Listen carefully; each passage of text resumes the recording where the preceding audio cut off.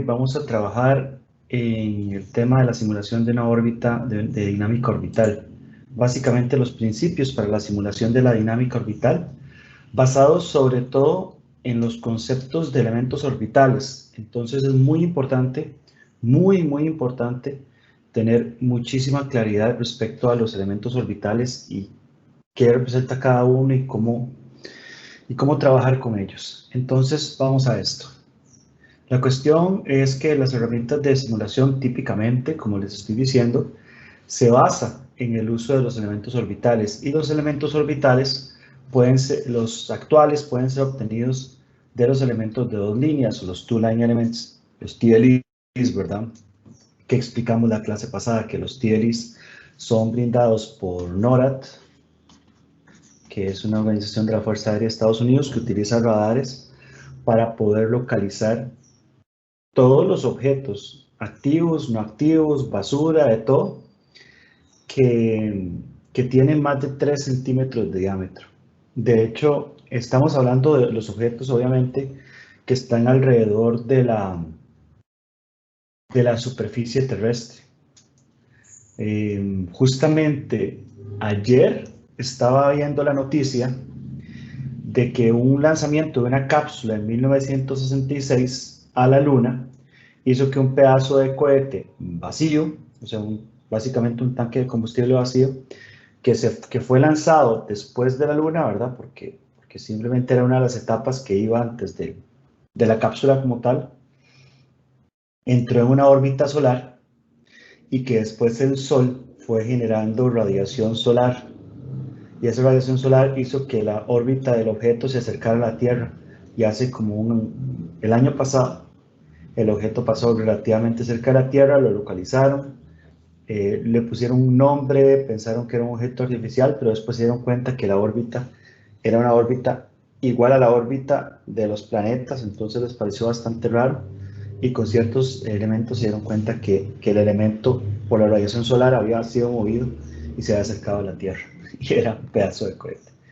Esos elementos evidentemente no son medidos por two-line elements, nosotros solamente estamos midiendo los que están alrededor de la Tierra. Entonces, como les dije, vamos a trabajar con GMAT. GMAT es un software que nos permite hacer análisis de la factibilidad de una misión desde el punto de vista astrodinámico. Este software es un software que es utilizado por muchísimas organizaciones de alto calibre. De hecho, es un software que es desarrollado por NASA en Goddard Space Center. Goddard es el centro de la NASA que lidia con navegación espacial, y de hecho es utilizado por bastantes organizaciones muy conocidas como iSolutions, que trabaja otro software que nosotros vamos a ver, Free Flyer, Boeing, NASA, Corea, la Agencia Espacial Coreana y otras organizaciones. Entonces, como les dije, es desarrollado por Goddard, es libre, tiene bastantes tutoriales disponibles y permite verificar la factibilidad técnica de las misiones.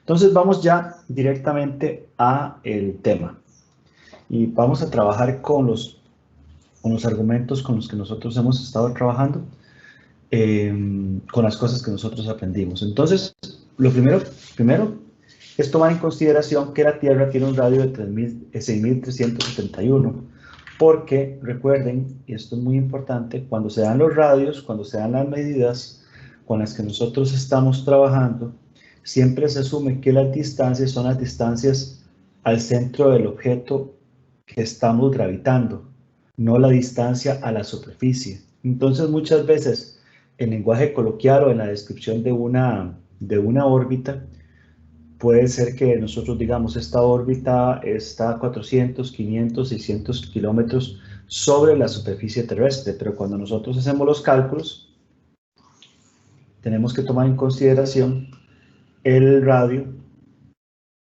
de 6.371 kilómetros en promedio, ¿verdad? Y entonces, qué sé yo, si tenemos una nave espacial acá, tomar en consideración este adicional respecto al centro de la Tierra. Este es un promedio, ¿verdad? No es evidentemente va a ser diferente en los polos, porque la Tierra es achatada en el Ecuador o en o en algunas montañas. Hablando de esto, ustedes, esto es una particularidad que muchas veces la gente habla como interesante, alguna gente la conoce, es relativamente conocida, pero ustedes saben que el punto más alejado del centro de la Tierra, tomando en consideración la superficie, no es el Monte Everest, ¿verdad? El Monte Everest es el punto más por encima del nivel del mar, pero el punto más alejado del centro de la Tierra no es el Monte Everest, ¿lo sabían? ¿Sí lo sabían? ¿No lo sabían? No sabía, profe. ¿Cuál Ujú. Yo es? creo que yo lo había escuchado, pero no recuerdo cuál era exactamente. ¿Sí se acuerda a dónde era? No, me acuerdo de haber escuchado o sea, ese dato, pero no recuerdo precisamente en dónde era que quedaba. Sí, esto es bien interesante y es bien importante y tiene que ver también con las perturbaciones. Resulta que la Tierra es relativamente achatada, no muy achatada, pero relativamente achatada. Aquí lo estoy exagerando. Entonces, el nivel del mar aquí va a quedar mucho más cerca del centro de la Tierra que el nivel del mar en el Ecuador. Y el punto más alejado de la superficie del nivel del mar es un volcán que se encuentra en Ecuador, que está aproximadamente, creo que se llama algo como Chimborazo. Voy a buscar exactamente ¿Sobre el nivel del mar o del centro de la Tierra? el centro de la Tierra. Ven, y no usen Wikipedia como fuente, pero es que lo que quiero es asegurarme. Yo sé que este dato es cierto, entonces ese es el punto. El volcán, si Wikipedia dice lo correcto, porque recuerden que nosotros siempre tenemos, no podemos asumir que Wikipedia dice lo correcto, no es una fuente fiable porque la gente la puede editar. Está a 6.263 metros, es bastante alto, pero no es tan alto con respecto al nivel del mar como lo es el Everest, evidentemente. El Everest le lleva como 2.000 metros, una cosa por el estilo, pero el hecho es que esto que dice acá es correcto. Es el punto más alejado del centro de la Tierra. Este es el punto más alejado del centro de la Tierra porque el planeta, al ser achatado en los polos y más alargado en el ecuador, hace que estos puntos sean los más alejados del centro del planeta. Ese dato es bien interesante para que lo tengan en consideración. Entonces, sí, efectivamente, aquí es un radio promedio, pero evidentemente no es el radio en todo lado, ¿verdad? Pero el promedio nos sirve porque desde el punto de vista geométrico, pues está perfecto. La altitud, entonces va a ser la altitud o la altura sobre la superficie de la Tierra, que es la que usualmente utilizamos para simular un satélite, ¿verdad? Para decir a dónde está el satélite. Por ejemplo, se dice que la Estación Espacial Internacional se encuentra entre los 400 y los 420 kilómetros sobre la superficie de la Tierra, ¿verdad? Entonces, nosotros vamos a agarrar un ejemplo y vamos a trabajar con 400 kilómetros de altitud. Entonces vamos a modificar parámetro por parámetro y vamos a empezar haciendo modificaciones sencillas. Entonces vean esto. Lo primero, la órbita es una órbita circular, ¿verdad? Entonces, si la órbita es una órbita circular, recordemos que, vamos a hacerlo en otro lado porque aquí no me queda tan bonito. Recordemos que en una órbita circular, mira, esto es una pizarra de ayer. Ya ustedes llevaron análisis, ¿verdad? Ok, recordemos que el semieje mayor en una órbita elíptica es el eje mayor, sería la distancia más larga entre dos puntos que pasa por el centro del sistema, y el semieje mayor va a ser la mitad de esta distancia, esto va a ser A. En una órbita circular, el semieje mayor y el radio son exactamente iguales, ¿verdad? Entonces, como estamos trabajando con una órbita circular, en este caso, vamos a iniciar con una inclinación inicial de 0, con un RAN de 0, con un argumento de periapsis 0. El argumento de periapsis, recuerden que es la distancia entre ¿cómo se llama? La norma, el punto donde nosotros pasamos de sur a norte, que es el RAN, hasta el perigeo, pero no tiene sentido en una órbita circular. Podemos ponerle cualquier valor y como no hay periapsis, no tiene ningún sentido. El semieje mayor va a ser 6.371 más 400 porque estamos en una órbita circular y vamos a ponerle una anomalía media de la época de 0. Entonces vamos a esto. Si ustedes abren GMAT, les va a aparecer básicamente estas dos cosas. Vamos a mantenerlo. Les va a aparecer estas dos cosas. Les va a aparecer esto y les va a aparecer el sistema. Si ustedes cierran esta cosa sin tocarla, simplemente el sistema va a aparecer como con su modo por defecto, que es este modo por defecto. En este modo por defecto, ustedes pueden entrar aquí a la configuración de la nave espacial y se dan cuenta que los parámetros orbitales de posición y velocidad, que son 6 parámetros, tienen un valor por defecto. Para poder trabajar con parámetros para elementos orbitales, tendrían que entrar aquí a la parte kepleriana, ¿verdad? Entonces aquí nosotros podemos empezar a modificar los parámetros con los que nosotros estamos trabajando. Espero que ya ustedes tengan abierto el software con el que nosotros estamos trabajando. Muy bien, entonces, por ejemplo, estamos diciendo que el semieje mayor va a ser 6.371 más 400, lo cual nos da 6.771. Entonces aquí lo ponemos. 6.771, la excentricidad vamos a ponerla como 0, todo inclinación 0, RAN 0, argumento del perigeo 0 y la anomalía media de la época 0. Entonces si ponemos todo en 0, ¿qué es lo que nosotros vamos a tener? Vamos a tener, aquí lo pueden correr, por cierto, aquí lo pueden correr y si ustedes entran aquí a donde dice misión, propagación es el término que nos dice ¿cuánto tiempo vamos a estar propagando o cuáles son las condiciones con las cuales nosotros vamos a estar propagando? De hecho, este software es muy poderoso y permite la propagación no solamente una cierta cantidad de tiempo, sino que usted puede poner condiciones como cuando se encuentra en el perigeo, cuando se encuentra en el apogeo, cuando pase tal cosa, cuando pase tal otra. De hecho, las condiciones ustedes las pueden modificar aquí. Una condición que tenga que ver con la nave espacial, y aquí están todas las condiciones que usted puede cambiar cuando quiera hacer esto. Son bastantes y tienen que ver con muchísimas cosas. Muy bien, pero ahorita solamente vamos a trabajar los segundos, que tiene 12.000 segundos. Creo, vamos a poner 86.400, creo que son más o menos, que es como un día completo. Y aquí, en cambio, si ustedes le dan aquí Run, entonces ustedes van a tener esa órbita dando vueltas, ¿verdad? Aquí lo pueden ver en el mapa. Aquí lo pueden ver en el mapa y aquí la pueden ver en la presentación y entonces ven que es una órbita efectivamente completamente circular alrededor de la Tierra de características, o sea, es totalmente circular alrededor de la Tierra. Entonces, podemos empezar a hacer algunas modificaciones de parámetros que nos permitan hacer diferentes cosas. ¿Ustedes la pudieron simular o tuvieron alguna dificultad simulando? Esto es importante ahora que nos estamos tomando tiempo para la simulación porque después vamos a hacer cosas más complejas.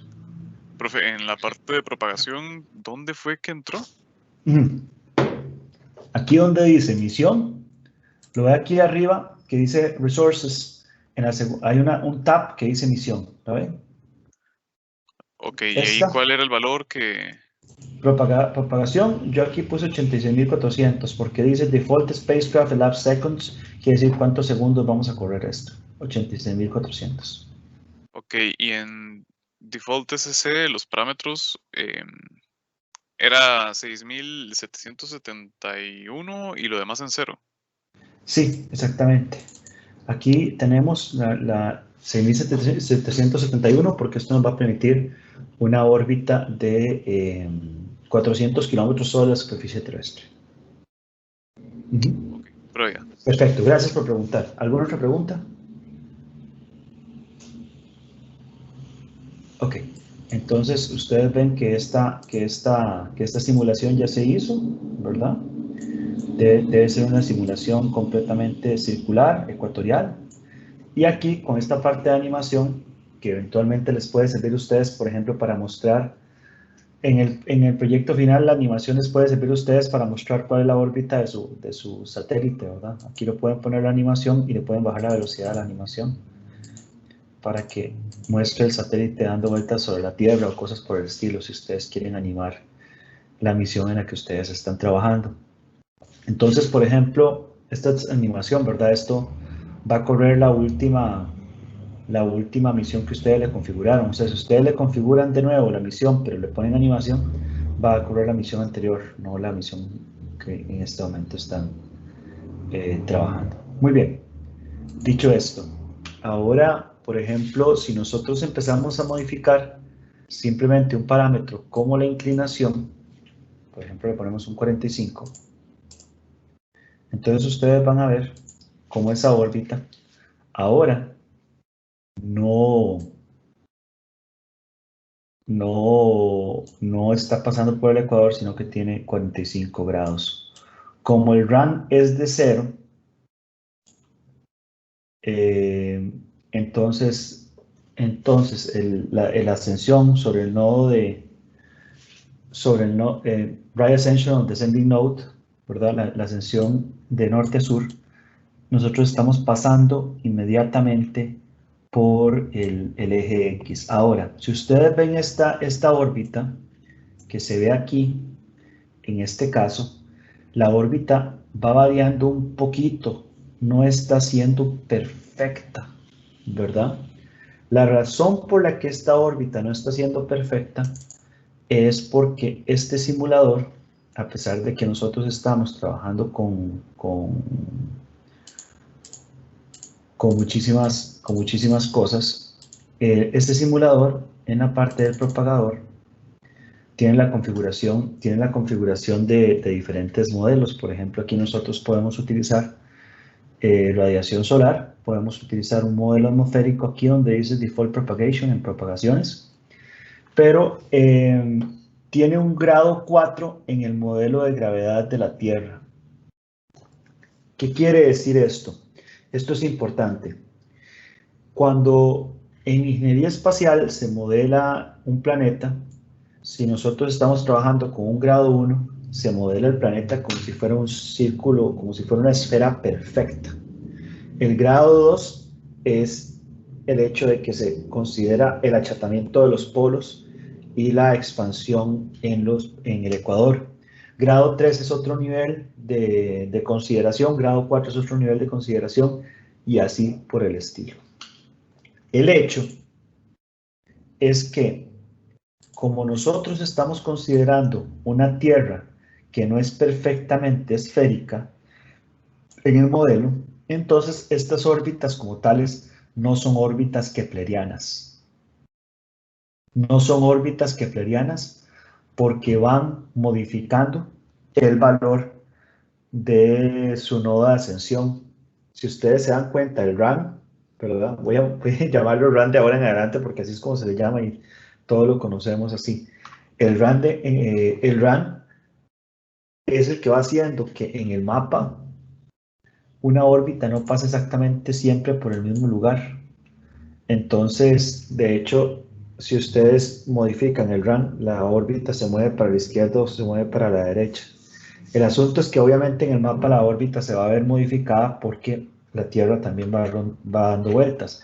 Pero si ustedes lo ven aquí, si ustedes lo ven en este caso, se dan cuenta que respecto al eje inercial, el sistema no va pasando siempre por el mismo lugar. Eso se debe a que el modelo gravitacional va haciendo que la órbita vaya variando de cierta manera. Hay algo que es bien importante. En este modelo, en el modelo gravitacional, la fuerza gravitacional es una fuerza conservativa. ¿Qué quiere decir que sea una fuerza conservativa? Quiere decir que la órbita no pierde energía. Entonces, como no hay perturbaciones no conservativas en esta simulación, por lo menos en esta específica simulación, la nave espacial no va a caer, va a mantenerse, va a variar su posición, etcétera, etcétera. A veces baja o sube su altitud, pero no va a caer. De hecho, por ejemplo, aquí en las salidas, ven que dice output. Nosotros podemos agregar muchas salidas. Por ejemplo, podemos agregar una imagen XY y aquí poner diferentes cosas. Por ejemplo, aquí esto lo que estamos dando es el tiempo y si editamos en Y, algo como la altitud, aquí, ¿verdad? Lo agregamos como gráfica. Vamos a quitar este aquí. Entonces, esto aquí, este es el tiempo y esta es la altitud. Vamos a ver algo muy interesante. Vamos a ver que cuando corremos esto, la altitud no se mantiene constante. Ya, espero que esto no se me haya pegado. Bien. Ok, ya me está respondiendo. La altitud no se mantiene constante, si ustedes se dan cuenta. Ven que la altitud va subiendo y va bajando, va subiendo y va bajando, pero en ningún momento esta tendencia de la órbita como tal, eso es una altitud en valores absolutos, ¿verdad? Es la distancia con respecto a la superficie de la Tierra, al promedio de la superficie de la Tierra. Pero sí, sin embargo, si ustedes se van dando cuenta, esta altitud no va bajando para nada, porque a pesar de que el hecho de que la Tierra sea achatada en los polos y más grande en el ecuador, va haciendo que la gravedad que va afectando a la nave espacial va cambiando y no funciona exactamente como si toda la masa estuviera en el centro de la Tierra.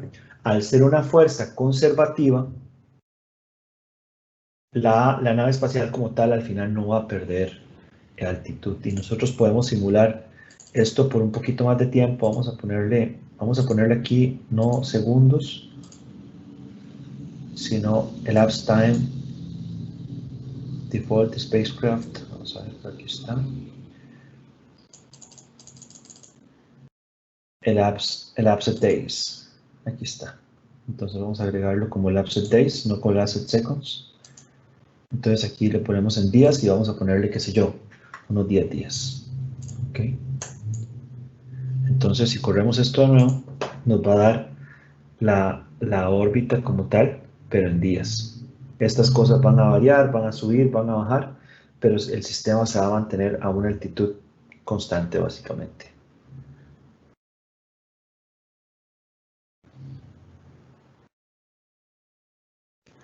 De hecho, si ustedes lo ven, lo que vamos a tener es que en cierta manera después va a subir, después va a volver a bajar, después va a volver a subir, después va a volver a bajar. Nosotros tenemos una fuerza conservativa, pero, entonces aquí es donde vamos a esto. Si ustedes van, por ejemplo, aquí a la propagación, default propagator, y le ponen, ven que aquí dice drag. Este es el modelo con el que nosotros tomamos en consideración las partículas que se encuentran en la órbita baja terrestre. Entonces, si nosotros ponemos aquí cualquiera de los dos modelos, en este momento no vamos a ver qué es lo que hacen, ¿verdad? Vamos a poner cualquiera, este Jascha Roberts, lo aplicamos, que es un modelo de radiación, digo, de arrastre atmosférico, y lo aplicamos a la simulación. La simulación va a ser un poco más compleja, pero nos va a indicar algo, que es que la nave en promedio va a empezar a descender.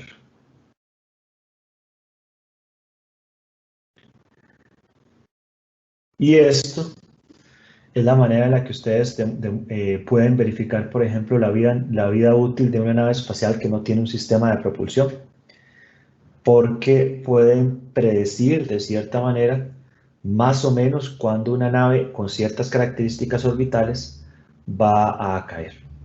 Entonces vean que en 400 kilómetros ustedes duraron un tiempo, ¿verdad? Empezamos con 400 kilómetros por ahí y terminamos en 380, ¿verdad? entre 380 y 394. Si ustedes lo cambian, por ejemplo, vamos a ponerle 6.000, vamos a poner una altitud de 300, entonces serían 6.671, acá, por ejemplo, y la vuelven a simular y ustedes se van a dar cuenta de la velocidad de caída a 300 kilómetros sobre la superficie terrestre. Es altísima.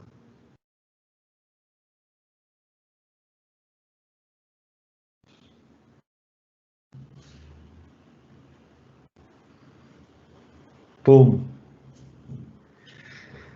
En menos de 10 días, cuando el sistema estaba a 300 kilómetros sobre la superficie terrestre,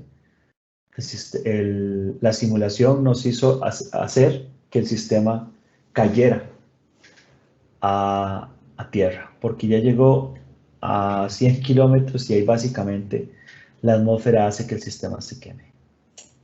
Estas son simulaciones bien interesantes que nosotros podemos hacer con GMAT. Entonces, vean lo poderoso de esto. Vamos a ir haciendo algunos cambios. Si ustedes ven, entonces, ven que aquí el RAM fue cambiando considerablemente debido a las perturbaciones. El primer RAM era de 0, pero ahí fue cambiando poco a poco porque las perturbaciones hicieron que esta órbita no fuera perfecta. Entonces aquí en el propagador podemos volverle a quitar el modelo de drag para que no nos afecte tanto y probablemente entonces no vamos a ver una caída. De hecho, sí vamos a ver un cambio en el RAM, pero la caída como tal, si vemos la otra gráfica, vamos a la otra gráfica, esta no es tal, ¿verdad? No hay tal cosa como una caída porque no estamos considerando el empuje atmosférico, que es una consideración fundamental cuando nosotros estamos en órbita baja terrestre. Es la fuerza gravitatoria, es la perturbación no gravitatoria más importante que se ejerce sobre una nave espacial en órbita baja terrestre. Cuando nosotros estamos en una órbita geoestacionaria, el arrastre atmosférico es prácticamente nulo, o sea, es muy, muy lejano, y ahí lo que afecta es la radiación solar, efectivamente. No sé si tienen alguna pregunta hasta este momento. Esta parte de la clase, estas clases a mí me encantan, creo que es interesantísimo, porque primero son cosas que no vemos en electrónica, pero son cosas que rápidamente podemos hacer. No sé si tienen alguna pregunta. Profe, ¿podría repetir un toquecito la parte donde puso para ver bien la altitud que tiene el objeto ahí en la órbita? Claro. Con la gráfica. ¿Cómo lo hice? Ok, vean. Ustedes aquí en salida, ¿verdad? Le tienen que dar añadir. En añadir es una gráfica XY, ¿verdad? Entonces en gráfica XY, ustedes le dan doble clic y aquí ponen qué quieren ver en X y qué quieren ver en Y. Aquí en X está el tiempo. Mod Julian es el tiempo, Juliano, digámoslo así. Y aquí está lo que ustedes quieren ver. Entonces aquí en Edit Y, ustedes pueden ver parámetros de la nave espacial, de un punto, de una variable y otras cosas, ¿verdad? Pero ahorita vamos a ver nave espacial. Entonces, por ejemplo, aquí ustedes pueden ver aceleración en X, Y, Z, altitud con un montón de cosas, esta no la conozco. Y aquí está altitud. Son muchísimos los parámetros que ustedes pueden ver. Por ejemplo, ven que aquí está el argumento del perigeo, la densidad atmosférica, muchísimas cosas. Entonces, si ustedes ponen altitud, le dan aquí este clic y quitan, entonces lo que van a ver es esa gráfica, altitud. Ok. Si la aplican, entonces ese gráfico les va a dar exactamente eso. Y si lo corren de nuevo, entonces eso es lo que van a tener, ¿verdad? Que es este gráfico de la altitud. ¿Verdad? No sé si con eso le contesto. Sí, eso queda listo. Muchas gracias. Perfecto, perfecto. Son muchísimos los parámetros que nosotros podemos investigar y que pueden ser importantes para nosotros, ¿verdad? Pero en este caso, lo que he visto que ha sido importante para el diseño de las misiones que nosotros hacemos en este curso, tiene que ver sobre todo con la duración una duración de una posible misión, porque muchos lanzamientos son realizados desde órbitas muy bajas porque son relativamente baratos y, por ejemplo, si es una prueba de concepto no importa que solamente dure un año, pero si es un producto que nosotros queremos trabajar por diversos años, ya sea que tengamos que elegir un sistema de propulsión o ya sea que lo lancemos de una altitud más elevada para garantizarnos un tiempo de vida mucho más alto, ¿verdad? Y esto nosotros con GMAT lo podemos verificar. Ok, entonces vean esto, ya nosotros hicimos este tipo de modificaciones. Voy a quitar estos gráficos para que creo que no estoy seguro si los puedo quitar. No los quito. Es que creo que con solo cerrarlos, bueno, ya los cerré. Digamos, vamos a correrlo por menos tiempo para poder ver mejor las órbitas. Vamos a correrlo por un día completo nada más. Aquí. Entonces, esta órbita es una órbita con 45 grados que va pasando con todos los otros argumentos en cero. Entonces, si ustedes se dan cuenta, voy a correrla bastante menos. Vamos a ponerlo aquí. Bastante menos. Vamos a correrlo por 0.1 día. Creo que con esto hacemos como un par de órbitas o algo así. Ok, perfecto. Entonces, lo que quiero ver es esto. Vean esto. En una órbita de 0.1 día, ustedes ven en el mapa más o menos dónde se ve la órbita. El RAN nos dice a dónde es que pasa la órbita de sur a norte. Pero si ustedes se ponen a pensar, el RAN en cierta manera puede ser un argumento para ver diferentes órbitas. Perdón, lo cerré. No, pero aquí está. Okay. Para ver diferentes argumentos en diferentes puntos. Vean que esta órbita, ¿a dónde se encuentra esta órbita? Esta órbita pasa, como les dije la vez pasada, pasa por ejemplo, pasa por aquí, por un punto en el Océano Pacífico, que está como, estos son 120 grados, aquí está 110 grados, aquí son 30 grados, como 90, estos son 110 grados. Costa Rica está aproximadamente entre 90 y 60, quiere decir que está como 80. Entre 110 y 80 hay aproximadamente 30 grados. Entonces, por ejemplo, si ustedes a esta órbita le cambian el RAN y le agregan 30 grados más, lo que están haciendo es moviendo la órbita hacia la derecha desde el punto de vista del mapa. Recuerden que la Tierra también está girando y entonces no es como que va a moverse de manera perfecta, pero si ustedes corren algo de ese estilo, van a darse cuenta que la órbita pasa bastante más cercano a Costa Rica en este caso. Ok, vamos a ver. Ve, quería cerrar estas dos gráficas, no las cerré y sí logré cerrar la de... Aquí está. Dale, ya no la perdí. Entonces ven que este RAN nosotros ya lo variamos 30 grados. No está pasando, no pasa de sur a norte exactamente en el punto 0, ¿verdad? Es una variación de 45 grados. Ahora, por ejemplo, si nosotros queremos hacer una órbita totalmente polar, podemos agregarle 90 y hacerlo de esa manera. Y entonces hacer cambios orbitales, por ejemplo, de este estilo. Que la órbita se ve de esta manera, que en el mapa parece que no tiene sentido, pero evidentemente parece que se me perdió esta cosa. Qué muchachito. La dejé como cerrada por defecto. Ok. Ven que esta órbita, en la órbita completamente polar se ve bastante bien la cuestión de cómo el RAN nos dice exactamente la posición de la órbita, ¿verdad? Esa órbita, desde el punto de vista inercial, si no existiera ninguna perturbación, siempre pasaría exactamente por el mismo lugar. Ok.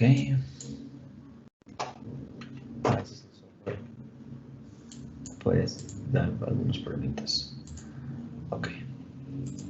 Muy bien. Vamos a ver. ¿Qué otro cambio podemos hacer?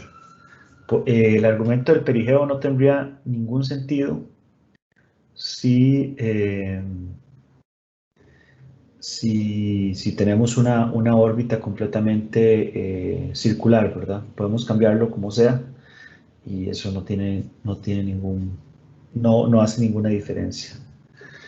Y finalmente, la anomalía media de la época, si nosotros la ponemos en un lugar diferente, la nave espacial va a salir de un lugar diferente. Entonces vean esto. En este caso, la nave espacial salía de este punto, ¿verdad? Si nosotros ponemos una anomalía media de la época de 10 grados, quiere decir que la nave espacial tiene que salir de un punto más adelante. Por ejemplo, vamos a ponerlo en 10. Y correr de nuevo esa simulación. Entonces, de hecho, salió de un lugar más atrás. Si salía 10 grados más atrás de donde nosotros estábamos. Bueno, porque ese es el punto final, perdón. Salió de un punto 10 grados después y llegó 10 grados más adelante. Ese es el punto final, por supuesto. Ok, ahora vamos a ver por dónde estamos. Ok, no sé si tienen alguna pregunta hasta acá. Ven que esto es bien interesante. Esto es bien interesante. La anomalía media de la época, el argumento de perigeo no tiene ningún sentido. Por cierto, en la clase pasada yo les expliqué acerca de la excentricidad. Sin embargo, un día de estos estaba leyendo una explicación bastante más buena de excentricidad que quiero hacerles a ustedes, que creo que va a ayudar bastante en lo que nosotros queremos hacer. Vamos a ver, ¿qué quiere decir excentricidad? Excentricidad, yo creo que esto sí se los dije a ustedes.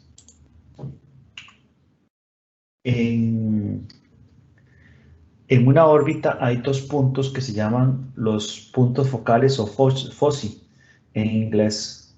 Estos puntos, cuando hay un objeto,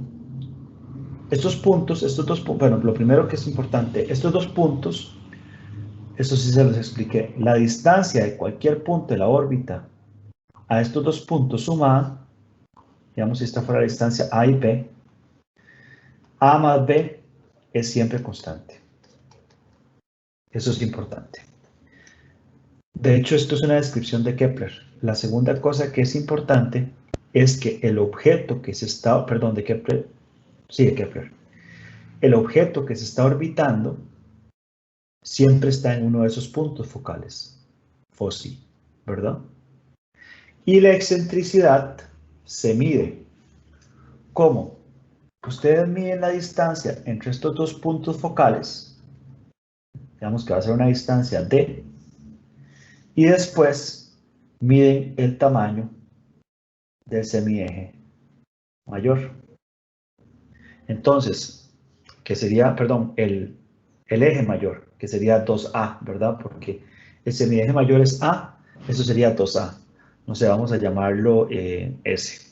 Entonces, la excentricidad va a ser el ratio entre D y S.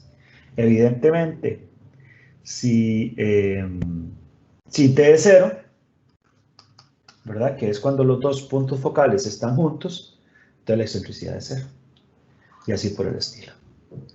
A eso se refiere, y cuando la excentricidad es 1, ya el sistema sale del ¿cómo se llama?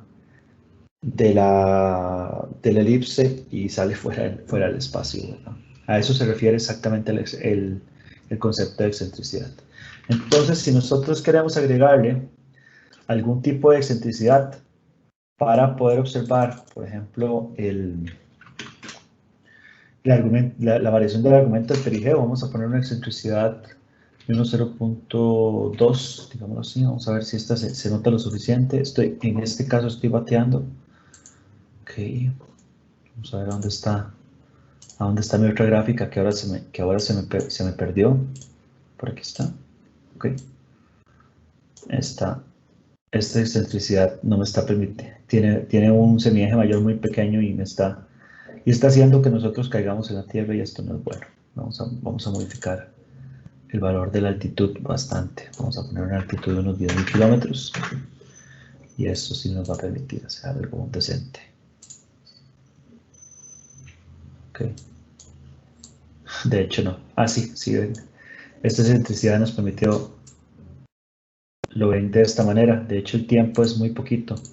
Creo que le habíamos puesto 0.1 día, entonces vamos a poner un día completo. Okay. Y ahora sí. Perdón.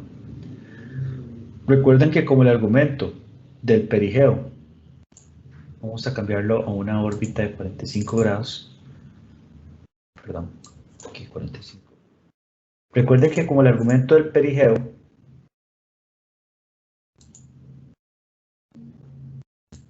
es 0, el argumento del perigeo y el perigeo y el nodo de ascensión coinciden perfectamente, ¿verdad? El argumento del perigeo se mide desde el punto del nodo de ascensión. ¿Por qué? Recuerden que el nodo de ascensión se mide desde el... Perdón, ya se me olvidó la palabra. Desde el equinoccio. La ascensión se mide desde el equinoccio, pero el equinoccio no siempre es un punto de la órbita. Entonces el argumento del perigeo tiene que ser medido con respecto a un punto de la órbita. Y el punto de la órbita desde el que se mide el argumento del perigeo es el nodo de ascensión. Entonces, si ustedes ven, en esta órbita, el perigeo coincide exactamente con el punto donde nosotros ascendemos de sur a norte, aquí, ¿verdad?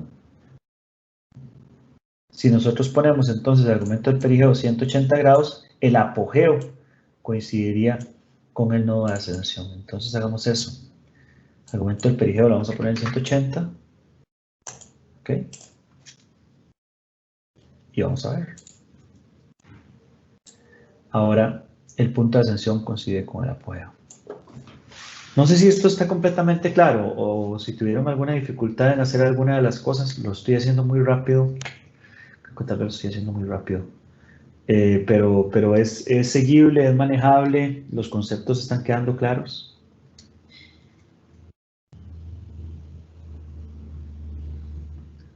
Sí, va un toque rápido, pero las cosas van entendiendo, profe. Ok, qué dicha. ¿Están teniendo algún problema con la simulación o la simulación va bien? Va bien. Ok, genial. Esto es tremendamente divertido realmente. Vamos entonces al siguiente concepto importante. Vamos al concepto de epoch. El epoch es un formato que nos permite indicar el día porque efectivamente el equinoccio, esta simulación no es solamente simular una Tierra ahí, lo que sea, sino que esta simulación sí considera la posición real del equinoccio con respecto al planeta, con respecto al día, respecto a cualquier cosa. Entonces GMAT tiene un valor por defecto. Si ustedes van aquí a Default Spacecraft y ven aquí donde dice Epoch, esta parte de aquí, Epoch Format, el Epoch 21.545. 21.545 es el 1 de enero del año 2000. El valor Epoch por defecto es 0 y es el 4 de octubre de 1957. Ustedes saben por qué, ¿verdad?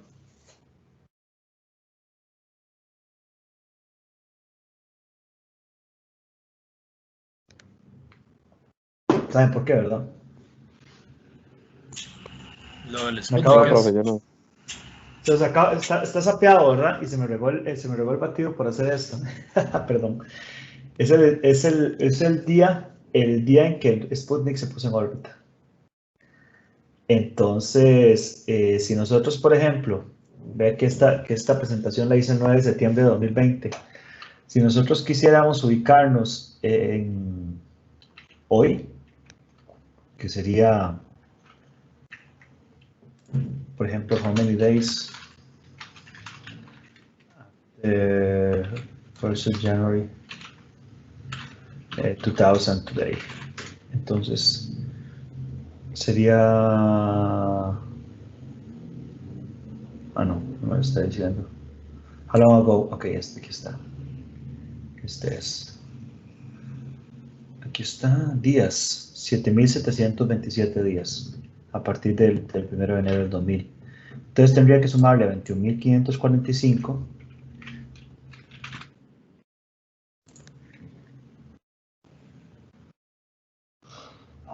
Me gusta hacerlo con esto porque todo queda grabado. Ok.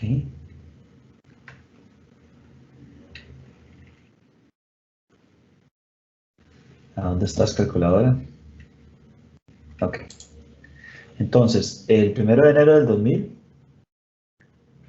es 21.545. Si esta cosa no me está mintiendo, son 7.727 días para hoy. Entonces eso me da 29.272. Entonces si ustedes copian este número, lo pueden copiar acá. 29.272, lo pueden copiar ustedes también. 29.272. Si está correcto, y ustedes le dan a aplicar acá y corren esta simulación, entonces esta simulación estaría corriendo hoy. De hecho la corrimos por un día completo. Entonces ustedes ven que ahí dice abajo, 27 de febrero de 2021. Entonces ustedes pueden estar haciendo la simulación de la órbita exactamente en el día correcto y pasando por el lugar correcto. Entonces, cuando ustedes conocen, por ejemplo, cuál es el día y la hora de lanzamiento y cuál es la órbita en la que ustedes van a estar, ustedes pueden predecir con certeza, con relativa certeza, por qué puntos de la Tierra van a pasar en cuáles momentos, en qué momento van a estar en cierto punto, y etcétera, etcétera. Entonces, si ustedes se dan cuenta, ustedes pueden simular un inicio de misión en una fecha completamente correcta, ¿verdad? En este caso, estamos simulando qué pasaría con un satélite al que le pusimos esos parámetros orbitales y que está corriendo exactamente en esos puntos. Entonces, por ejemplo, ustedes perfectamente utilizando un elemento de 2 líneas actual, pueden hacer la simulación de la dinámica orbital del satélite actual, no solamente tomando en consideración su posición con respecto al centro de la Tierra, sino también su posición con respecto a la superficie de la Tierra, que puede ser muy importante porque la Tierra va girando y a veces nosotros queremos saber por dónde va pasando en cierto momento, ¿verdad? Esto es el epoch, a eso se refiere el epoch como tal. Entonces, bueno, podemos hacer algunos cambios de parámetros. Ya hicimos estos ejemplos de cambio de inclinación y cambio del RAM. Ahora vamos a trabajar con los elementos de 2 líneas. Recuerden que los elementos de 2 líneas tienen los elementos orbitales. Aquí está la inclinación, la ascensión en el nodo ascendente, ¿verdad? El RAM, excentricidad, el argumento del perigeo, el movimiento medio, y esto se llama la anomalía media y el movimiento medio. Vamos a ver qué son estos porque aquí no tenemos el semieje mayor. Entonces, en GMAT tenemos los parámetros keplerianos, que es la posición del satélite, el argumento del perigeo, el RAM, la inclinación, la excentricidad y el semieje mayor. Como ustedes se dan cuenta, hay uno que no está definido, que es el semieje mayor. Entonces ahorita vamos a ver esta configuración en la presentación que les estoy dando. Ya estamos viendo lo mismo que yo ya les dije, ¿verdad? Que aquí en Spacecraft es que nosotros configuramos el epoch y configuramos los parámetros orbitales que tenemos que poner aquí en keplerianos. Cuando lo ponemos en keplerianos, nosotros podemos hacer la configuración que nosotros queríamos, que fue la que hicimos de inicio, ¿verdad? 6.771 con todos los demás argumentos en 0, y de ahí fue donde arrancamos. Vamos a tomarnos una pequeña pausa y después de eso vamos a empezar a trabajar haciendo simulaciones, pero ya basados en elementos de 2 líneas, por ejemplo en la simulación con un argumento 2 líneas de la Estación Espacial Internacional, para ya trabajar directamente en simulación de satélites que se encuentran efectivamente en órbita. ¿Ok? Entonces vamos a tomarnos un descanso, son casi las 8, a mí me dice 8:23, casi 8:25, entonces vamos a volver a las 8:35 para la segunda parte de la clase. Voy a pausar aquí no puedo pausar, aquí tengo que parar la grabación. Voy a parar la grabación acá. Y antes de continuar con el trabajo, no sé si tienen alguna duda en general de lo que nosotros estamos haciendo, de la simulación utilizando GMAT.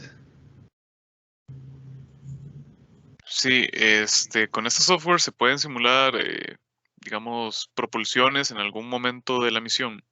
Absolutamente. Se pueden simular propulsión. De hecho, ustedes por acá, en el hardware, donde está esta parte del hardware, ustedes pueden añadir, por ejemplo, tanques químicos, tanques eléctricos, thrusters químicos, thrusters eléctricos, thrusters nucleares y un sistema de potencia solar. Entonces, efectivamente, nosotros podemos hacer esas simulaciones. De hecho, hay varios ejemplos en videos, como este es un software abierto, de cómo se hacen esas simulaciones.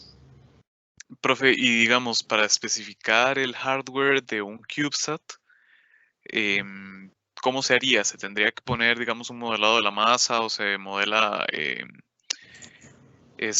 todo el sistema o cómo sería? Sí, es una muy buena pregunta. Si ustedes van aquí al Default Spacecraft, aquí pueden ver, por ejemplo, el Ballistic Mass. Ustedes pueden dar algunos de los parámetros que son importantes acá.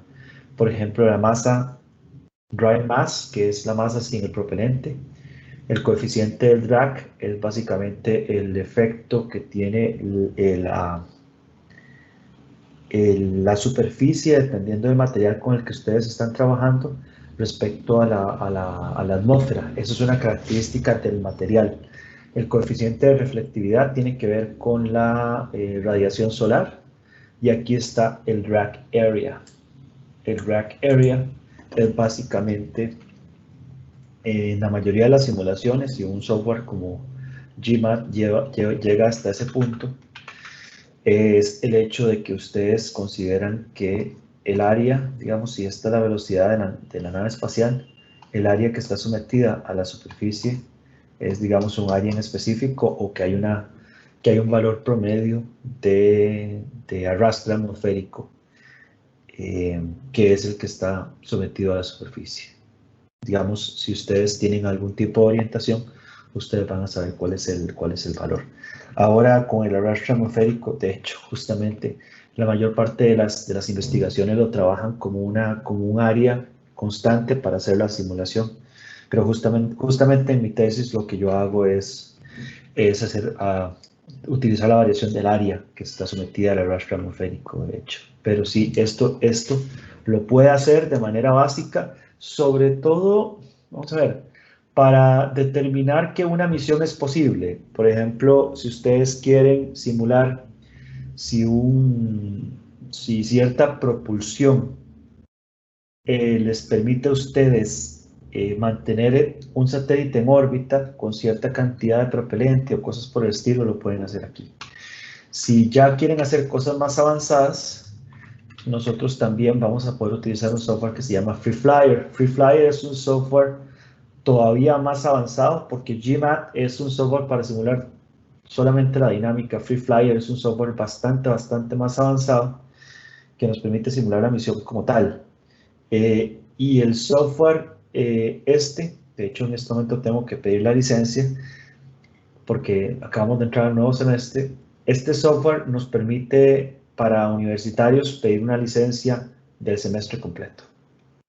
Entonces nosotros pedimos la licencia diciendo que estamos en este curso en el Tecnológico de Costa Rica, y ellos nos dan la licencia por el semestre. Yo tengo que, como ustedes ven, renovarla. Ellos le van a pedir a ustedes esta información, que es la información de su computadora, para ustedes poder trabajarlo. FreeFlyer es bastante completo.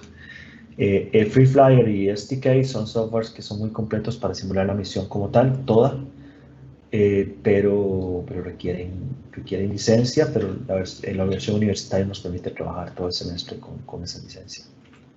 Gracias por la pregunta, pero sí, se pueden hacer las cosas y se pueden hacer cosas más avanzadas. Yo creo que si vos vas a trabajar con propulsión, te convendría, por ejemplo, después de la clase básica que vimos hoy, revisar los videos donde ven específicamente propulsión en el caso de GMAT para ver qué podemos hacer por el momento, digamos muy fácilmente.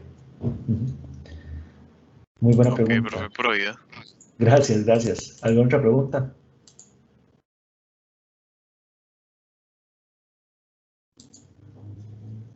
¿Preguntas? Muy bien. Entonces vamos a esto. Cuando nosotros tenemos un elemento de líneas, este elemento de líneas es relativamente viejo, ¿verdad? Podemos tomar incluso el elemento de líneas actual. Este es un elemento de líneas tomado directamente de la Estación Espacial Internacional, donde me dice la inclinación de la Estación Espacial Internacional. Esta inclinación es relativamente alta, y es relativamente alta porque lo que se buscaba es que cualquier satélite, cualquier país pudiera lanzar de los que están participando en la Estación Espacial Internacional, pudiera lanzar a esa inclinación. Después, cuando veamos la parte de lanzamientos, vamos a ver cuál es la razón. Este es el RAM. La excentricidad, como ustedes ven, es relativamente baja. Es prácticamente la 0, ¿verdad? El argumento del perigeo 252, una anomalía media es 147. Ustedes lo ven aquí. Aquí está la inclinación, 51.6. La excentricidad, vamos a ver por dónde está. El RAM, 76, tanto. La excentricidad está como 0 punto. Aquí es 0 punto tanto, ¿verdad? Porque una excentricidad de más de 1 no tiene sentido porque ya no estaría dando vueltas alrededor de la Tierra. Entonces, cuando ustedes ven la excentricidad de 0 punto y el número que está acá, el argumento del perigeo, este número que está acá, y viene un número, ¿verdad? La anomalía media, 147, y viene un número que se llama movimiento medio. El movimiento medio no viene el semieje mayor, sino el movimiento medio. El movimiento medio, de hecho aquí lo pongo, perdón. El movimiento medio se refiere a el número de órbitas por día que el objeto completa. Entonces, si ustedes ven directamente ese sistema, vemos que la Estación Espacial Internacional completa 15.5 órbitas por día. Pero si nosotros queremos el semieje mayor, podemos utilizar esta fórmula donde el movimiento medio n, ¿verdad? Lo metemos aquí y obtenemos la anomalía media de la época. 2πn, aquí es, ven que esto es está relacionado con el círculo, y 86.400 son la cantidad de segundos que hay en un día completo. Entonces por ahí vamos obteniendo la anomalía media de la época, pero bueno, ahorita lo vamos a utilizar solamente con fórmula. Entonces vean. Profe, ahí el factor mu, ¿qué significa? Mu, recuerden que era G por M. Okay, recuerdan que G por M es mu y G es la constante gravitacional y M es la masa de la Tierra. Ese factor, aquí está. Este es el valor de mu, que es muy utilizado. Mu lo utilizamos para decir GM. Entonces, vamos a ver. Vamos a hacerlo por aquí para que... Es que lo que quería hacer era esto. Quería cerrarlo aquí para que vieran la fórmula y fuéramos viendo las dos cosas. Entonces, este no tiene pi, vamos a decir que es 3.14 para aproximarlo, no importa. Y entonces A va a ser igual a la raíz de 3. Entonces vamos a hacer esto a la 1/3, ¿verdad? Mu. Bueno, no hemos puesto mu, pero voy a buscar, voy a copiar esto, perdón. Voy a buscar mu porque yo lo uso mucho. Aquí está. Ya está mu. Entonces ahora sí, mu dividido entre, y aquí lo ponemos otro paréntesis, 2 por pi por n, que n en el caso de nosotros era 15.51. Voy a copiarlo de aquí. Lo debía haber más bien metido, ¿verdad? Voy a ponerlo aquí. N igual 15.5151389. Aquí está, ahora sí. 2 pi n. Y la fórmula. Perdón. La fórmula aquí está. 2 pi n todo dividido entre 86.400. Y a esto hay que elevarlo al cuadrado.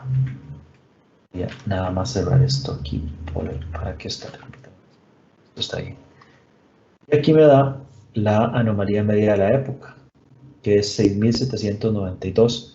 Si ustedes se recuerdan, el radio de la Tierra, vamos a ponerlo como RT, es en promedio 6.371 kilómetros. Eso quiere decir que la altitud, en este caso, va a ser igual a A menos el radio de la Tierra. La altitud, más o menos, porque recuerden que este es el semieje mayor, es una excentricidad muy, muy baja, pero existe. Entonces, más o menos, por ahí, por dar un cálculo, la altitud en este momento, en ese caso de la Estación Espacial Internacional, es aproximadamente 421 kilómetros sobre la superficie terrestre. Entonces, ese es el valor de A aproximado. Y podemos poner el valor de A como semieje mayor y todos los otros valores ya nosotros, aquí está, 6.792.7382. Aquí están, este es el cálculo que nosotros tenemos que hacer a partir del TLI de la Estación Espacial Internacional, y entonces podemos hacer toda la simulación de la Estación Espacial Internacional. Entonces vamos a esto, vamos a hacerlo más pequeñito para ir grabando. Entonces aquí está el semieje mayor. Ya podemos copiar esto, sería 6.792.7382, la excentricidad 0.0005967, la inclinación son 51.6443, el RAN es 76.1847, el argumento del perigeo 252.9209, y la anomalía media 147.7293. Y aquí nosotros tenemos todos los parámetros para simular a la Estación Espacial Internacional. Eso es una órbita similar a la órbita de ese momento de la Estación Espacial Internacional. Entonces así es como se mueve en un día la Estación Espacial Internacional. Y esto es lo que ustedes van a ver, que la Estación Espacial Internacional pasa prácticamente por todo el mundo, excepto por países muy nórdicos. Si ustedes se dan cuenta, nunca pasa por Noruega, por Suecia o cosas por el estilo. Pero tiene una inclinación relativamente alta y pasa por muchos lugares de la Tierra. Esto es una simulación exacta de cómo funciona la Estación Espacial Internacional en ese caso, en esos días. De hecho, creo que aquí nosotros no estamos tomando en consideración el drag, ¿verdad? Si nosotros tomamos en consideración el drag para que fuera una simulación completa respecto a la Estación Espacial Internacional, tendríamos que ir aquí a Default Spacecraft y empezar a tomar en consideración la masa y el coeficiente del drag. El coeficiente del drag y el área de drag. De hecho, el efecto del drag, el efecto del arrastre, es directamente proporcional al área efectiva con la que nosotros estamos yendo. O sea, el área efectiva es el área que está perpendicular al vector de velocidad. Así, por ejemplo, voy a aprovechar que tengo esto, qué sé yo, esto aquí. Entonces, por ejemplo, si nosotros vamos con esta velocidad, si no me están viendo, el área efectiva es muy baja, ¿verdad? Porque vamos así. Si nosotros vamos con esta velocidad y vamos de área efectiva es bastante más alta. Entonces, el arrastre atmosférico es directamente proporcional al área efectiva, pero es inversamente proporcional a la masa. ¿Por qué es inversamente proporcional a la masa? Porque la masa tiene inercia, ¿verdad? Y romper la inercia de un aparato con más masa es más complejo.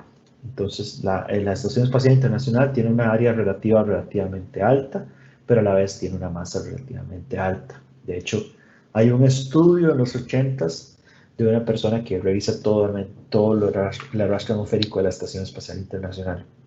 Después de eso no hubo mucho trabajo más allá, pero sí el arrastre es tan considerable que la Estación Espacial Internacional tiene que estar recibiendo propulsión para poder elevar otra vez la Estación Espacial Internacional y que no caiga eventualmente. Ok, ¿preguntas de esta simulación? ¿Está completamente clara? Sí. Sí, Sí, por el profe. momento sí. Ok, buenísimo. Entonces ahora van a hacer una ustedes. Vamos a simular la órbita de un satélite estacionario GOES usando los TLEs. Este es el TLE de ese satélite estacionario, entonces, be my guest, háganlo ustedes para ver cómo les va.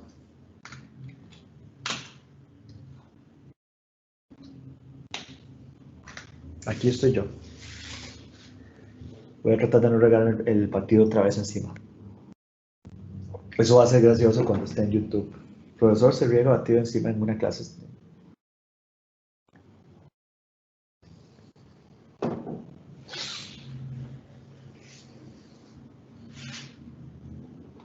De hecho, si me permiten 5 segundos, voy a traer un poquito más. Son 5 segundos.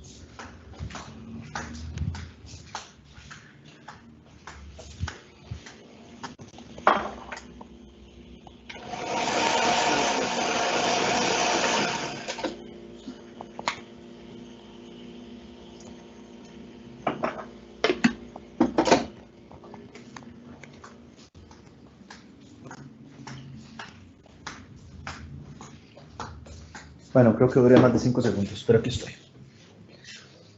Cualquier pregunta, por favor, con todo gusto.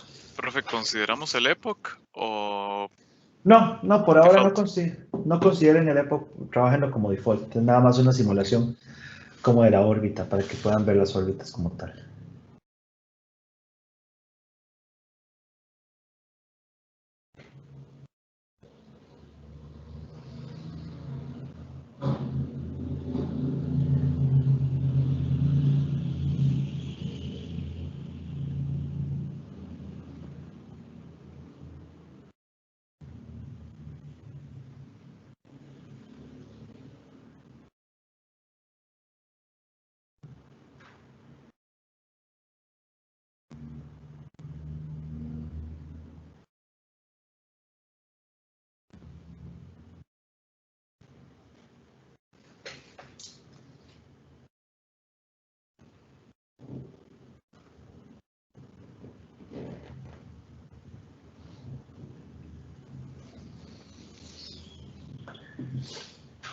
Recuerden que esta presentación está disponible ya en el Teams, ¿verdad? Entonces pueden bajar esto y revisar la fórmula y cosas por el estilo.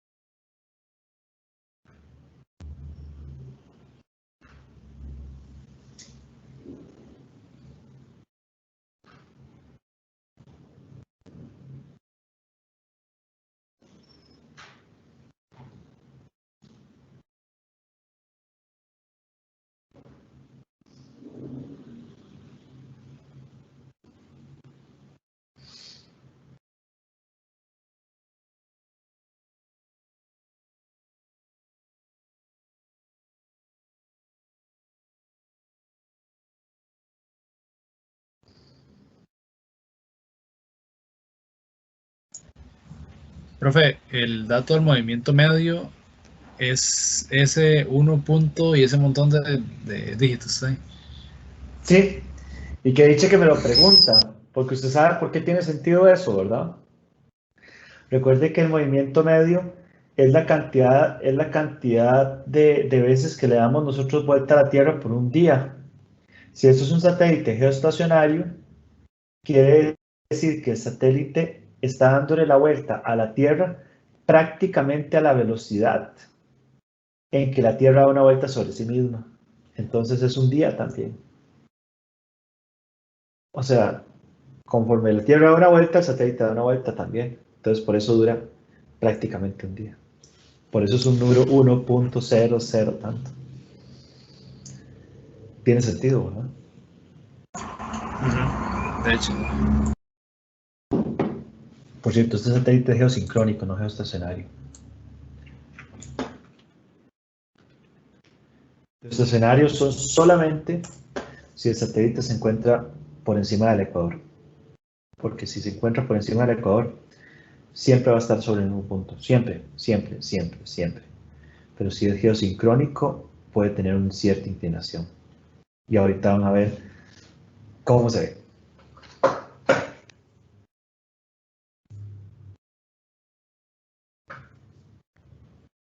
Buena pregunta, gracias.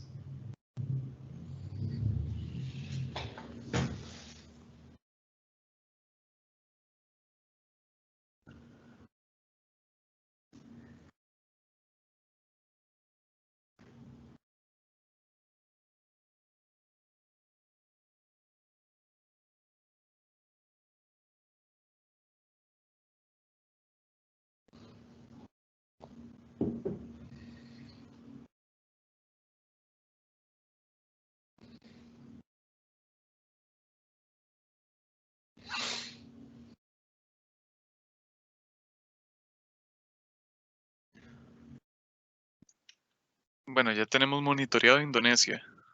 Sí. Ya saben a dónde están. En teoría, si ustedes le cambian, ahorita van a ver lo que pasa cuando ustedes le cambian el RAM. Ustedes pueden moverlo de un lado para el otro. Eso es lo bonito. Ok, vamos a esto. Voy a dar un poquito más de tiempo. Demos a las 9 y entramos a esto para que toda la gente le entre.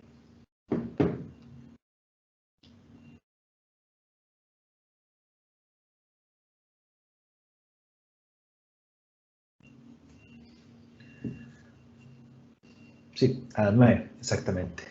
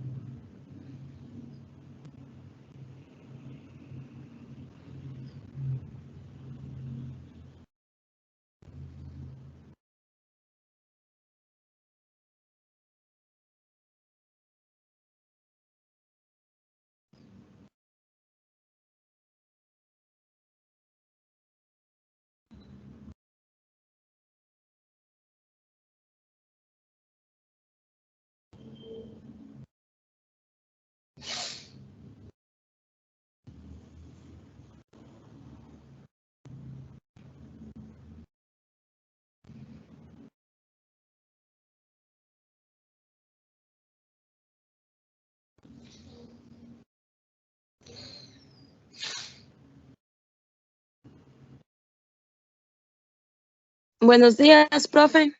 Buenos días. Viera que a mí no me aparecen las presentaciones. Eso es muy extraño porque a todo el mundo, a todos los demás sí, ¿verdad? No debería ser ningún problema. Las presentaciones están aquí en general, en archivos, aquí donde dice materiales de clase. Aquí están todas las presentaciones. Ah, sí, no me aparecen archivos. Voy a ver si actualizo el Teams. Gracias, profe. Pura vida, pura vida. Muy bien, gracias por avisar. ¿Alguien más tiene ese problema? Sí, yo también. Qué extraño. Extraño, sí, seguramente. Bueno, como ustedes lo vieron, ahí deberían estar. Hay una carpeta, ¿verdad? No está directamente en la cosa. Muy bien. Vamos a entonces simular esto. Vamos a hacerlo rápidamente. Entonces, lo que nosotros tenemos aquí, voy a usar un archivo de texto para hacerlo muy fácil. Entonces, vamos a ver. Si nosotros vemos un elemento de dos líneas, el primer elemento es el número de satélite y el segundo es la inclinación. Entonces aquí, en el GAUSS, la inclinación, este es el número de satélite, esta es la inclinación, 9.7791. Vamos a copiarlo como inclinación. Luego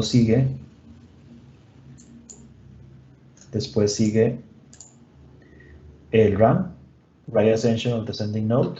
Entonces vamos a poner RAN. Y efectivamente, bueno, vamos a ponerlo en orden. Vamos a poner RAN, ¿verdad? Después de eso sigue excentricidad. Después de eso sigue el argumento de perigeo. Y después de eso sigue la anomalía media de la época. Y de último sigue el mean motion. Entonces ya los vamos a copiar de esa manera. Entonces aquí estamos con el GAUSS, ¿verdad? La inclinación 9.77, el RAN 3.9336, la excentricidad 0. Y ahí está, 0002163. El argumento del perigeo 298.5824. La anomalía media de la época sería 210.7025. Y el movimiento medio, que es la cantidad de veces que le damos vuelta a la Tierra, vean lo interesante, es prácticamente 1. Eso es porque la velocidad de rotación de la Tierra y el satélite coinciden perfectamente. Recuerden que el día completo siempre tiene unos ciertos ajustes, ¿verdad? Entonces, este movimiento medio lo podemos meter en la fórmula que nosotros trabajamos acá, que es esta. Nada más pongo aquí un n, que n es esto. Utilizo la misma fórmula que utilicé anteriormente. Y aquí está el argumento medio. Si nosotros queremos obtener la altitud, podemos hacer esto, y si ustedes se dan cuenta es aproximadamente 35.820, que es aproximadamente el valor. Entonces este es el semieje mayor. El semieje mayor, entonces lo agarramos acá y decimos este es el semieje mayor, y ya tenemos todos los elementos para hacer la simulación. Entonces vamos acá.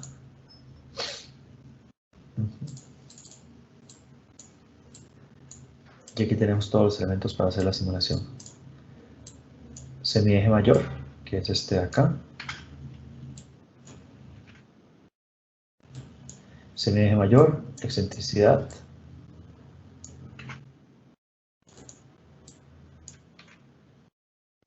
Inclinación, por aquí está. RAN, aquí está.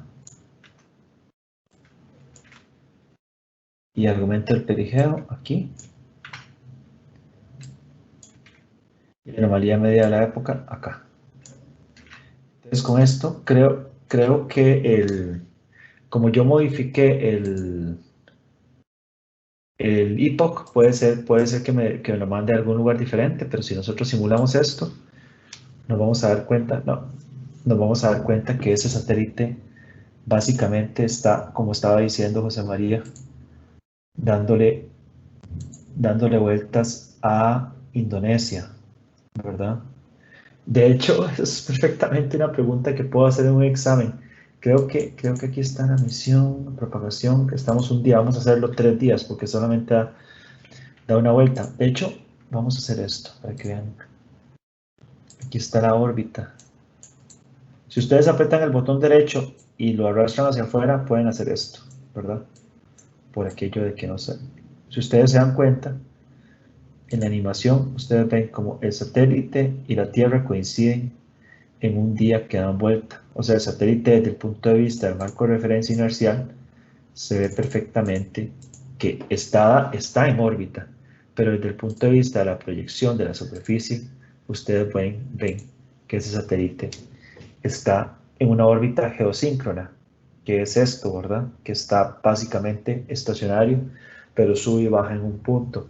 Para poder ponerle una órbita geosíncrona alrededor de Costa Rica, lo que nosotros tendríamos que hacer sería cambiarle el RAN, y aquí nosotros vamos a ver cómo el RAN es importante. Entonces, aquí vemos que esto está como a 120 y Costa Rica está como a, digamos, menos 90. 120 y lo queremos mover, no, pero ya son, cada cuadro son 30 grados, entonces serían 30, 60, 90, 120, 100, 150. Si nosotros le sumamos 150 a este RAN, que es de 303, sería 303 más 150 menos 360, ¿verdad? Serían, digamos, si fueran 303, serían 400, si fueran 300, serían 453. 453 menos 160 serían como 93 aproximadamente. Si lo estoy haciendo bien, entonces, si yo le pongo un RAN aquí a 93, esto me lo debería mover hacia la derecha. Y ahí está. ¿Lo ven? ¿Cómo me lo movió? ¿Cómo me lo movió? Hacia la derecha y lo movió cerca del territorio costarricense.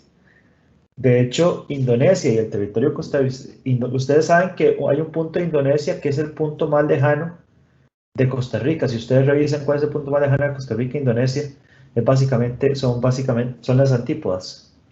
Entonces, 93, agreguémosle 10 grados más. Profe, Sería con 100. 102.8 de RAN, la tiene perfecta para la agencia espacial. Sí. Sí, colocamos un satélite estacionario y hacemos loco, ¿verdad? Excelente, sí. Ahí está, ahí ustedes ven cómo nosotros con el RAN y la órbita geoestacionaria nos permite hacer esto perfectamente. El RAN básicamente nos sirve con un sistema para ir moviendo el satélite de izquierda a derecha, y ahí con esta órbita geosíncrona, porque no es geoestacionaria. Geoestacionaria solamente sería si nosotros tenemos una inclinación de 0.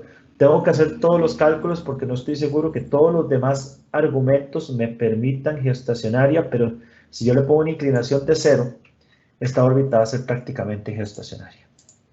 Y vean esto. Prácticamente, no estoy seguro que sea completamente geoestacionaria. Entonces, si ustedes ven, estamos corriendo el sistema. Vamos a... Okay. Vamos a hacer esto. Entonces, si ustedes ven aquí, vamos a correr. Perdón, no era lo que quería hacer claramente. Vamos a animar. Y entonces ustedes ven que efectivamente el satélite está dando vueltas alrededor de la Tierra con respecto al eje inercial, pero desde el punto de vista de la superficie se ve efectivamente como un satélite geoestacionario, y con esto ustedes están simulando ya cómo un satélite geoestacionario funciona, cuáles son los parámetros orbitales que ese satélite geoestacionario tiene que tener para poder funcionar de manera geoestacionaria. A mí, digamos, sinceramente, después de poquitas clases que hemos tenido, poder hacer este tipo de simulaciones me parece una cosa fantástica, me parece fantástico, ¿verdad? No sé si alguien tuvo alguna dificultad con esta simulación.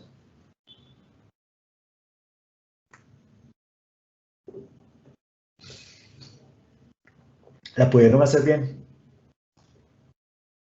¿Lo ven? Vean esto. Si ustedes simulan esto o lo animan, se dan cuenta que ese satélite prácticamente no se mueve, ¿verdad? Está en el mismo lugar. Ese satélite tal cual está ahí y en la posición en la que se encuentra, tiene línea de vista de Costa Rica prácticamente en todo momento, porque la distancia desde el punto de vista de la proyección con respecto a la superficie del planeta es demasiado pequeña desde el punto de vista trigonométrico.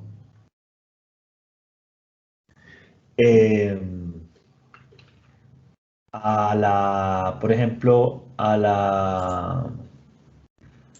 la distancia a la que se encuentra el satélite con respecto a la superficie, ¿se dan cuenta? Si ustedes la pueden ver en esta simulación, ustedes se dan cuenta que la distancia de la proyección es muy pequeña con respecto a la distancia del centro del planeta, la distancia de Costa Rica respecto, por ejemplo, al Ecuador. ¿Cuál es la distancia de Costa Rica con respecto al Ecuador? La latitud son aproximadamente 10 grados, pero la distancia no estoy muy seguro. Pero recuerden que la distancia de este satélite con respecto a la superficie de la Tierra es de más de 36.000 kilómetros. Entonces, desde el punto de vista, por ejemplo, de una cámara fotográfica que esté tomando fotografías de la Tierra, sería insignificante, ¿verdad? Nada más es básicamente tener un sistema de control adecuado para que me apunte la cámara hacia donde yo quiero apuntar. O sea, si Costa Rica tuviera un satélite de observación terrestre en órbita geoestacionaria, nosotros podríamos estar monitoreando el país todo el tiempo. Profesor, son como aproximadamente 1.150 kilómetros, una cosa así. Sí, imagínense, 1.150 kilómetros con respecto a 36.000 kilómetros, la diferencia es de 1 sobre 36. El ángulo es insignificante, ¿verdad? Entonces vean que esto es interesante y es importante, pero ¿qué es importante saber respecto a las órbitas geoestacionarias? La órbita geoestacionaria es relativamente lejana y ya nosotros en la clase pasada, si mal no recuerdo, hicimos un cálculo de la latencia y la latencia es de aproximadamente en condiciones ideales de 0.1 segundo. Es una centésima, una décima, algo así por el estilo, pero es considerable.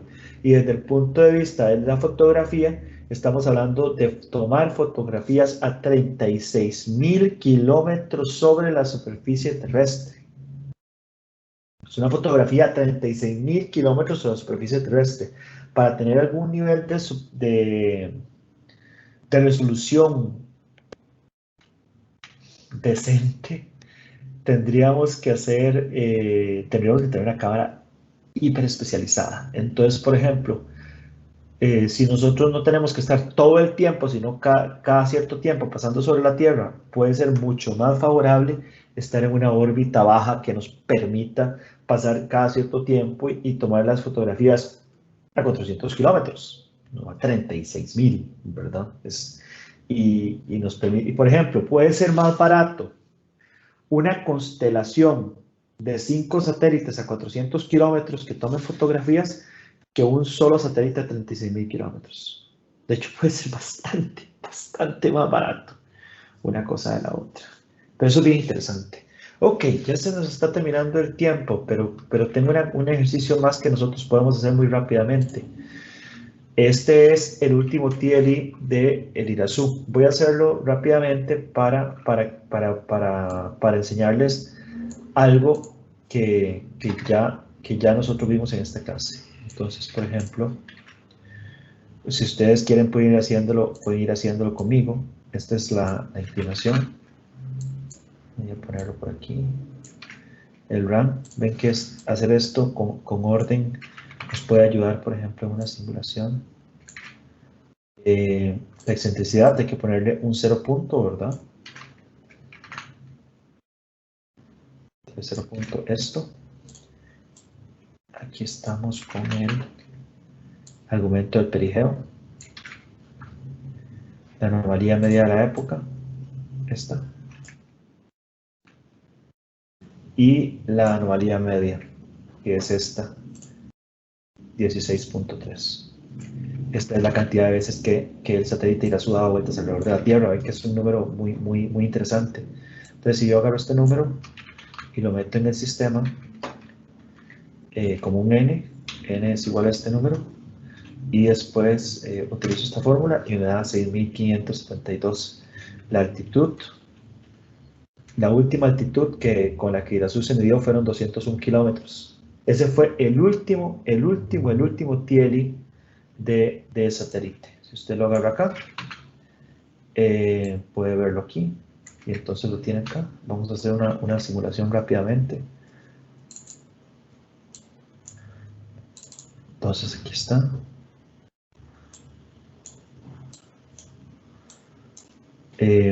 Vamos a ver, vamos a copiarlos muy rápidamente para que vean lo que quiero que vean. La inclinación, la excentricidad, vamos a ir en orden. Excentricidad,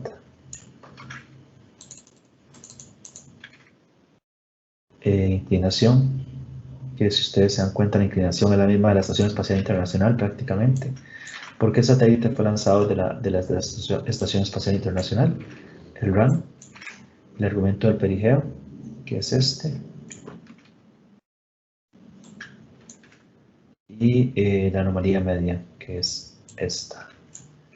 Entonces acá ustedes pueden hacer esa simulación completa, aplicar, y van a ver una simulación de Irasu. Bueno, con el día correcto probablemente no, pero digamos por lo menos de la órbita como tal. Y lo que van a ver en esas gráficas que tienen ahí es que estamos simulándolo prácticamente, y creo que estamos simulando por un día o por 2 días. Vamos a ver, ahorita lo pongo para ver cuánto estamos. Ya ahí el sistema está crachando, ¿verdad? Está pegándose. De hecho, lo voy a parar. Aquí esta propagación está realizada por un solo día. Si ustedes se dan cuenta, a partir del último TLI de Irasu, el satélite prácticamente cayó, según la simulación, de 100 a 200 metros en menos de un día. Por eso ese fue el último TLI, porque ese último TLI fue el último que se transmitió por parte de NORAD antes de que el satélite muriera. Ya estaba muy cercano a la superficie y cayó, literalmente cayó y se quemó en la atmósfera. Entonces ese satélite prácticamente llegó a menos de 100 kilómetros sobre la superficie terrestre y se quemó. Entonces esa es la manera en la que uno puede verificar, ¿verdad? Ese tipo de cosas. El plot le permite a ustedes verificar que ya estaba a punto de caerse, ¿verdad? De hecho, lo que nosotros estábamos haciendo en los últimos días del proyecto era que agarrábamos el TLI y a partir del TLI hacíamos estas simulaciones para decir, bueno, esto nos queda por lo menos un mes, nos queda 2 meses, nos queda 3 meses, no nos queda nada. Y de esa manera uno puede simular esto, que ya efectivamente les dije cómo hacer ese tipo de simulación. Muy bien. Creo que la clase de hoy fue bastante entretenida. Espero que se hayan familiarizado con el software de GMAT. Espero que haya sido realmente útil el día de hoy. Hoy fue suavecito, como familiarizándonos con el software, con la dinámica, etcétera. No sé, perdón, si queda alguna pregunta adicional.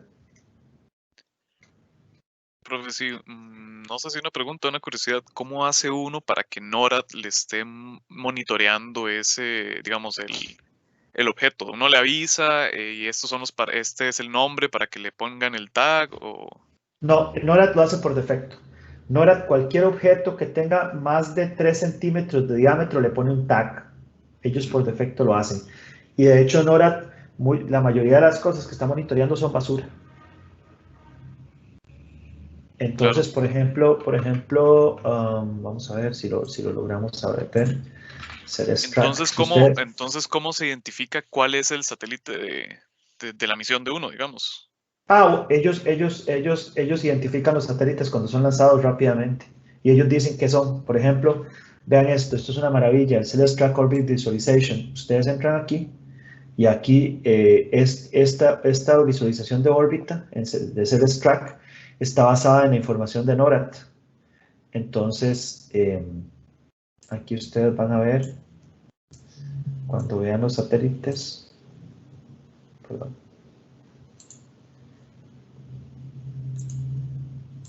Vamos a ver ahorita tiene que aparecer.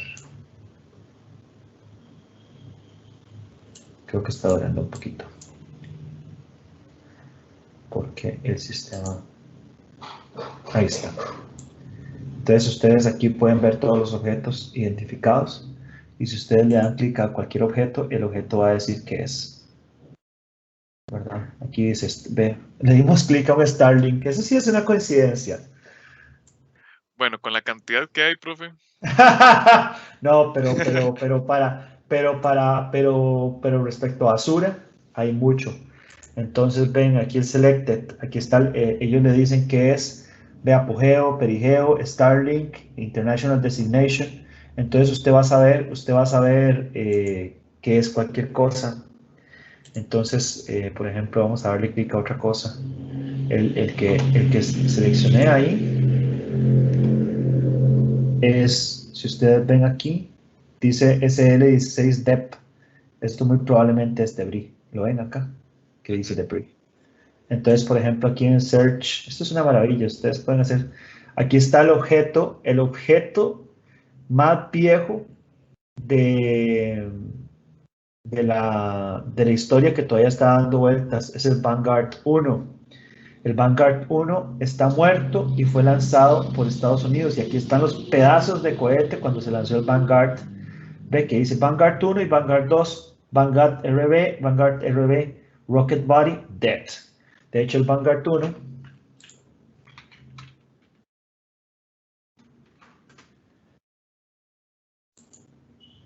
es el cuarto satélite de la historia. Según, si Wikipedia dice las cosas bien, recuerden que Wikipedia no es una fuente confiable, pero digamos que dice las cosas bien. Fue lanzado en 1958 y ahí está el bicho.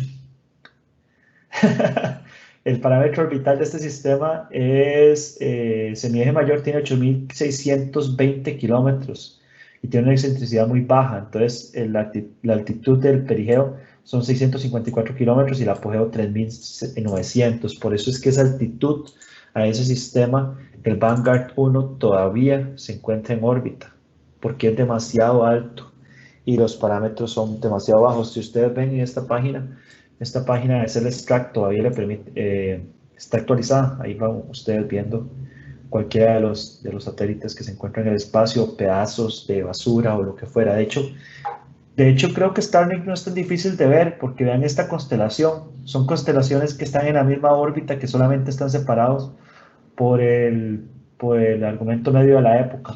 ¿Lo ven?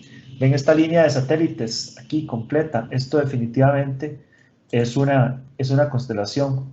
De hecho, esa constelación se llama Space Bee, no es Starlink, pero eso es definitivamente una constelación. Hay constelaciones que su diferencia entre ellas es la anomalía media de la época. Ven esta constelación aquí, esto es una maravilla. Ven esta constelación aquí, esto es Starlink. Por eso es que Starlink es tan distinguible fácilmente, porque son constelaciones que están en el mismo plano orbital, que tienen el mismo rango, tienen absolutamente todo exactamente igual. La única diferencia es la anomalía media de la época. Entonces, es una de las razones por las que se utilizan los elementos orbitales, porque los elementos orbitales, por ejemplo, si usted ve que 5 elementos orbitales son el mismo y solo la anomalía media de la época cambia, usted tiene claridad visual de que todos están sobre la misma órbita, solo que en diferentes posiciones de la órbita.